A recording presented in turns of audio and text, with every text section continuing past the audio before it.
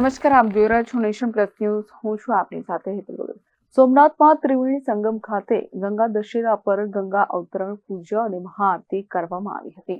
સોમનાથમાં ત્રિવેણી સંગમ ખાતે ગંગા દશેરા પર ગંગા અવતરણ પૂજા અને મહાઆરતી કરવામાં આવી છે, જેમાં જિલ્લા કલેક્ટર એન.બી. ઉપાધ્યાય સહિતના મહાનુભાવોએ આ મહાઆરતીમાં જોડાયા હતા. ગંગા અષ્ટકમ સ્ત્રોતના પઠન સાથે કન્યાઓએ શિવજીની જટા પર ગંગાજલ અભિષેક કર્યો છે, તો ભક્તોએ ત્રિવેણી માતાની મહાઆરતી કરી જળ સ્થાપત્યની સ્વચ્છતાની પ્રતિજ્ઞા લીધી. પ્રભાસ ક્ષેત્રમાં જ્યાં હિરણ, કપિલા અને સરસ્વતી નદીઓનો સમુદ્ર સાથે સંગમ થાય છે, જ્યાં ભગવાન શ્રી કૃષ્ણે પોતાના બાંધવોની મુક્તિ માટે તર્પણ કર્યું હતું. શાસ્ત્રોક્ત રીતે પરમ પવિત્ર ત્રિવેણી સંગમ પર આજ રોજ ગંગા દશેરાની ભક્તિમય ઉજવણી કરવામાં આવી હતી. ત્રિવેણી સંગમ ખાતે ગંગા માતાની અવતરણ પૂજા કરવામાં આવી હતી. ગંગા અવતરણનું પાવન દ્રશ્ય સર્જવામાં આવ્યું હતું. આજે ગંગા દશેરા હોવાથી ત્રિવેણી માતાની આરતી કરવામાં આવેલ હતી અને અહીંયા આયોજન કરવામાં, જેમાં સોમનાથ ટ્રસ્ટ દ્વારા આયોજન કરવામાં આવેલ હતું. સ્થાનિક તીર્થ પુરોહિત અને માનનીય કલેક્ટર સાહેબ પણ આરતીમાં જોડાયા હતા. તે સિવાય ગામના લોકો, ભક્તજનો અને બહારથી આવેલ ભગવાન સોમનાથના દર્શને આવેલ યાત્રીઓ પણ જોડાયેલા હતા.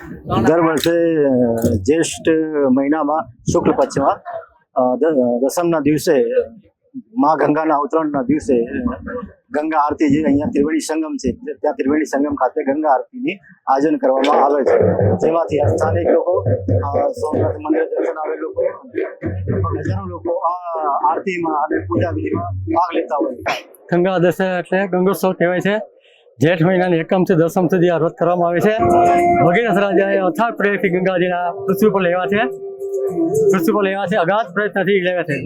ગંગાજી પૃથ્વી પર પ્રશ્ન કર્યો કે લોકો મને અપવિત્ર કરશે, શું કરશો? ત્યારે ભાગીરથે કીધું કે સાધુ સંતોના સમાગમથી નિર્મળ રહી અને વચન સાંભળી ગંગાજી વિષ્ણુ ભગવાનના ચરણમાં થઈ, શિવજીના માથા ઉપર થઈ ગંગાનો પ્રવાહ વહેવા માંડ્યો. હરિદ્વાર, ગંગાજી, કાશી અલગ અલગ જગ્યાએ પ્રવાહ વેંડાયો. ગંગા દશેરા તરીકે પૂજન થાય છે. અને જેઠ સુદ દસમને મંગળવાર હસ્ત નક્ષત્ર હોય ત્યારે આ ગંગામાં ઉતર્યા છે. જ્યાં જ્યાં ગંગાના પ્રવાહ ઉતરતા ગયા ત્યાં પૂજન થવામાં છે. સગર રાજાના પુત્રને સંજીવન કર્યા છે. જ્યાં સાગરપતિના પુત્ર ભસ્મ થઈ ગયા ત્યાં સાગર હતો, ત્યાં નામ સમુદ્ર નામ સાગર પડી ગયું. અને જ્યાં હરિદ્વાર, કાશી, ગંગા, ત્યાં ગંગા બધા પૂજન થાય છે. અને જ્યાં દસમના દિવસે ત્યાં હુગલી નદીના કિનારે સાગર સંગમ થાય છે. ત્યાં બધા ભારતભરમાંથી ત્યાં પૂજા કરવામાં આવે છે. સોમનાથમાં ત્રણ નદી છે. પ્રભાતે વહતી ગંગા, સવારે ગંગાનો પ્રવાહ આવે છે, મધ્યાહને તો સરસ્વતી, બપોરે સરસ્વતી આવે છે, અપરાહ્ને સર્વતીર્થાની અને રાત્રે નર્મદા આવે છે. તો સોમનાથ ટ્રસ્ટ અને ગામના સ્થાનિક લોકોએ આ ગંગાજીનો પૂજનનો આહવાન લાવેલું છે. જય સોમનાથ. ત્યારબાદ સાયં મહાઆરતી યોજાઈ હતી, જેમાં અલૌકિક ધૂપ દીપ સાથે ત્રિવેણી સંગમ ગુંજી ઉઠ્યું હતું. ટ્રસ્ટ પરિવાર, સ્થાનિક તીર્થ પુરોહિત સહિત સૌ ભક્તો દ્વારા ત્રિવેણી માતાની સુંદર આરતી ઉતારવામાં આવી હતી, જેમાં ગીર સોમનાથ જિલ્લા કલેક્ટર એન.બી. ઉપાધ્યાય, અધિક કલેક્ટર રાજેશ આર સહિતના મહાનુભાવો તેમજ સામાજિક અગ્રણીઓ સહિત બહોળી સંખ્યામાં શ્રદ્ધાળુઓ જોડાયા હતા.